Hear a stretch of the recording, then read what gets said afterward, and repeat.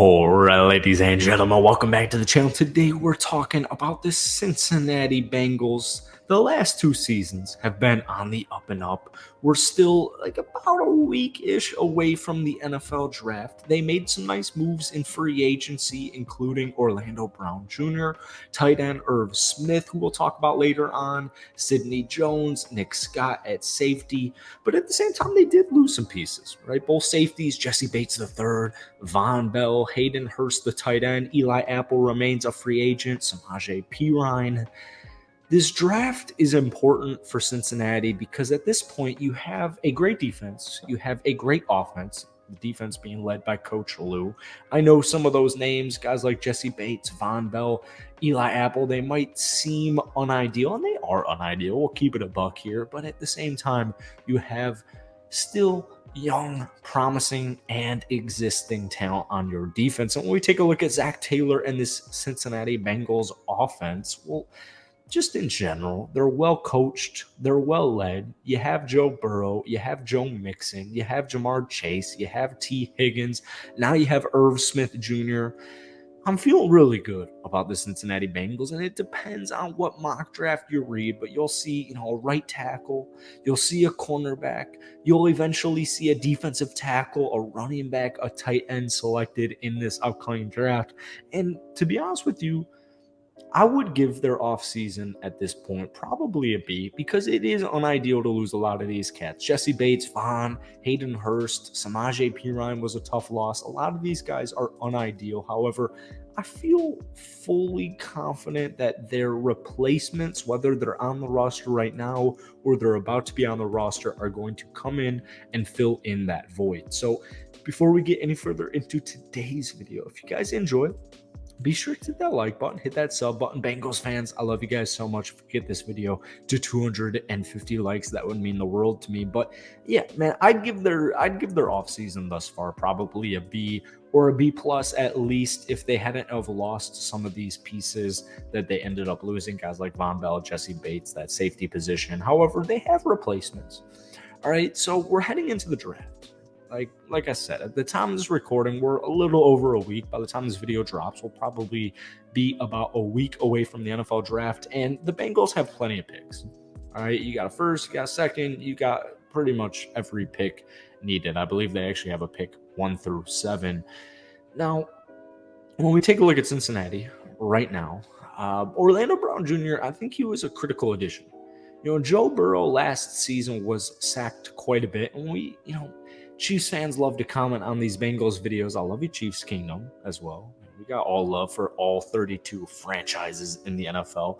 Brown was responsible for 6 penalties, 4 sacks this past season.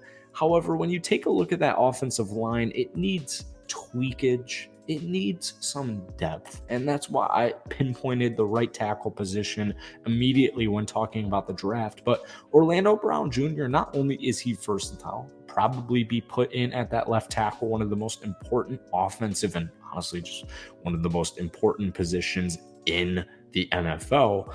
He was signed to a 4-year, $64.1 million contract, and I know he's not necessarily elite, but it's an upgrade.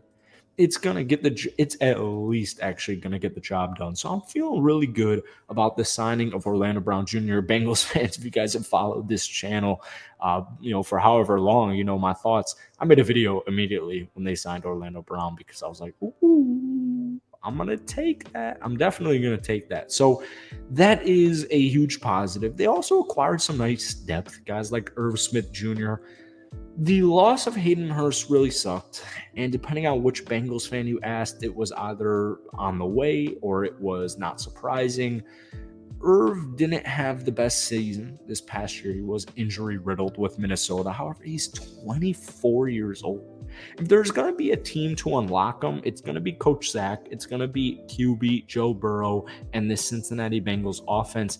Like I said, this is a second-round selection. He's 24 years old. He's only been in the league for 3 seasons. So while I still anticipate at some point in this draft that they're going to take a tight end, because keep in mind, guys, this is a loaded tight end draft class. So it's probably not going to be in the first round. It's probably not going to be a late first round pick. I do think they'll either go with the right tackle or some offensive tackle depth at least, or a cornerback selection with some of these losses.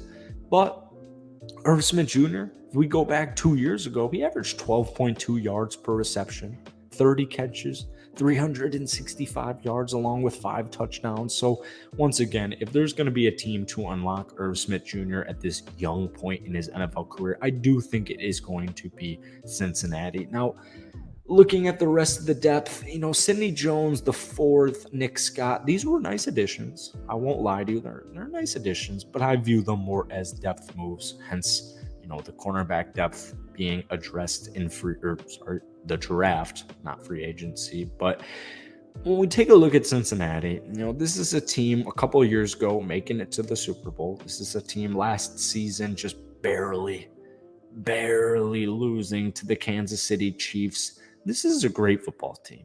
And with a Joe Burrow extension on the way, you got to think about guys like Jamar Chase as well.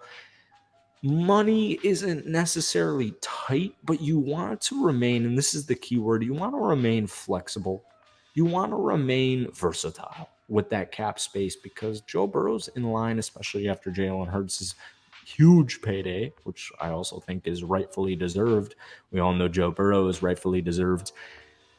Money's not going to get tight, but money is going to get to a point where you just want to be a little bit loose. You want to be a little bit versatile. You want to be a little bit creative. So I know it wasn't the craziest free agency period for the Cincinnati Bengals, and I know, it's not like those 4 moves were the only moves that they ended up making. But I know you can look at some of these losses: Jesse Bates, Von Bell, Hayden Hurst, Eli Apple. Hopefully Eli Apple remains a Cincinnati Bengal. We're actually 420 at the time of this recording, so that remains to be seen. I'm still kind of feeling like Eli's going to come back on a 1-year contract for Cincinnati, which would be nice. I know the Samaje Perine move was unideal. I talked about in a Bengals video not too long ago about a possible addition of Ezekiel Elliott, but this is a good draft, man. This is a good draft where Cincinnati has plenty of draft capital. They could trade up if they want to. They could trade down, acquire more draft capital. Who knows what's going to happen? But the same thing remains clear. I feel good about Cincinnati. I feel really good about their last 2 seasons. I know last year didn't end the way a lot of Bengals fans wanted it to end, but I still feel confident. At the end of the day, you have Joe Burrow, and Joe Burrow is going to win you football games, and sometimes he's going to win you football games single-handedly. The Bengals, fortunately for them, they're not really in that position because he's just seriously that good, and their defense is seriously just that good, especially being led by Coach Lou. But I'm feeling good about Cincy. All right, so maybe their free agency, their offseason thus far, maybe it's a B. Maybe it's a B+. Maybe it's a B-, depending on who you ask. But the draft has still yet to occur. And this team, they spent big in free agency last year. They have replacements. They're ready to go. And I'm feeling good. All right. So Bengals fans, let me know what you guys are thinking about this NFL draft and the Bengals offseason thus far in general down below in the comment section. But as always, hit that like button, hit that sub button, and I'll see you guys later.